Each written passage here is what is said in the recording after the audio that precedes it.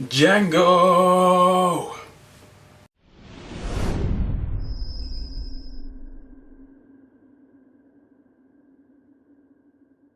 Good day to you, ladies and gentlemen. This is the Hypersonic 55 and welcome to another film review. And today's film review will be on a film I've been waiting for ages to go back and see. Today we're talking about Django Unchained. Now, as I said before, I've been waiting for this film for ages. When I found out American audiences were going to get this film on Boxing Day and that we'd have to wait until January for the film, I was like, what? Get out of town, mate. But anyway, the film's just come out over here in the UK and I went to see it the other day and my god, it was awesome. And I'm going to tell you why in this review. So the story involves Django Freeman, a man who happens to be a slave who is then freed by Dr. King's force. And then the two of them go on a massive journey to go about and rescue Django's wife, Broomhilda, from the cruel plantation owner known as Calvin Candy.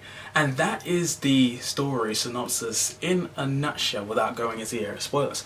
I thought the story in Django Unchained was pretty cool. It was great to see Django and Svolts go on this journey together as bounty hunters, killing people on their checklist, and then go on their little journey to go about and take out Calvin Candy and rescue Django's wife. I thought the story got progressively better, and over the course of the film I was sort of trying to figure out what made the film and the story so great. But by the time the film was over, the overall story was pretty good and I was like, now I see why people are talking about this so much.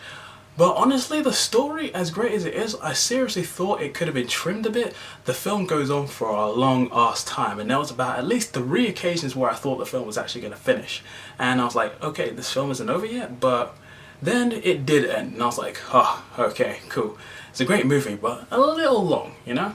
So let's talk about the characters of Django Unchained, starting with Jamie Foxx. He killed it as Django Freeman. It was great to see how he came from this timid slave to this gun-wielding, like, you know, badass, and he just happens to go about and have some crazy some crazy like fight scenes in this film. Like, you know, there's some great action sequences and he has some nice dialogue, and again, the way in which this character transitioned from where he was at the start of the film to the end of the film, he's just some sort of legendary badass. He's cool, and yeah, Jamie Foxx, I rate him, man.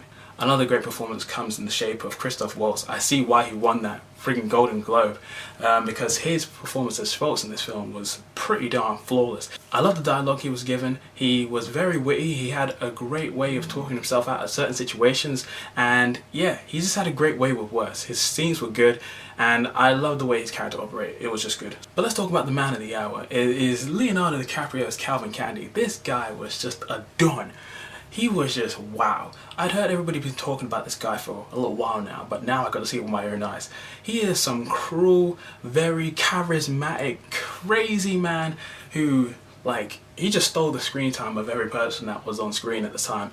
You can see he was having fun with the role, and Leonardo DiCaprio, I think it's one of his best roles that he's ever had. And then of course there is Samuel Jackson as Stephen in the film. Now, I wasn't too sure what to expect from his role in this film, but when you actually see it go down, I'm not going to spoil anything, but when you see his role in the film and see how it plays out, it's just like, that guy is funny, but he is also very bad.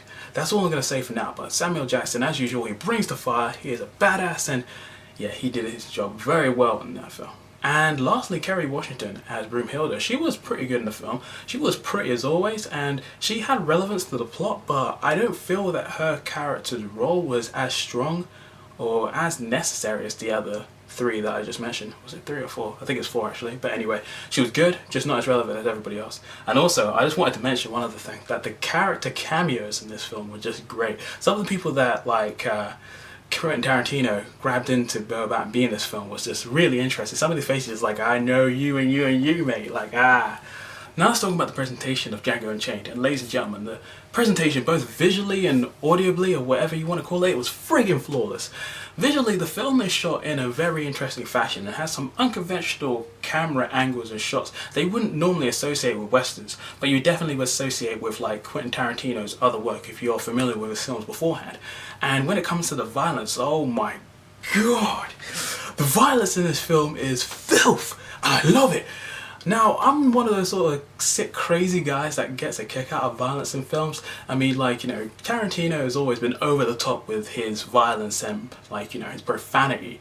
And he's just unashamedly in your face, and that's one of the things I love about his films. And this film is no different. The violence, the carnage, the blood, the gruesomeness of it all, it's all over the place. Some of this stuff is just ew and oh and damn, and it's just like, man, I love that. I'm a sick man, I know, but like, I thought it was great. When other people are just like, whoa, I'm just like, yeah, yeah, that was friggin' mint. And the soundtrack for Django Unchained is awesome as well. Tarantino always happens to find a way to go about and find tracks from music history and make them feel relevant to scenes where they really shouldn't work, but Tarantino makes them work anyway, and Django Unchained is no exception. There is a lot of good songs in here, and there are some great contributions from Anthony Hamilton, John Legend, Elisa, Rick Ross, and some other people as well. And the main Django theme in the film was just kick ass. It's like one of my favourite songs from a film in a while. It was just badass. So in the end, Django Unchained was a really good film. As an overall piece, it was really nice, and it was one of those sort of films I'm like, yeah, Tarantino, he's done it again, he's badass. Whether I like this film more than Inglourious Basterds remains to be seen. I'm going to have to see it another few times before I can pass that kind of judgment. But for now, Django Unchained is a really good movie with some really good dialogue, some great performances from the cast involved, a cracking soundtrack, and over-the-top violence and profanity that is just, yes mate, it's friggin' awesome. Anyway, overall I'm going to give the film about a 9 out of 10. I thought it was awesome. So what do you think of Django Unchained? Did you like it? Did you not like it? Comment below, let me know, like, comment, subscribe, join the revolution. That is the Hypersonic 55, and I'll see you guys on the next film review. So until then, this is the Hypersonic 55, signing out, yo.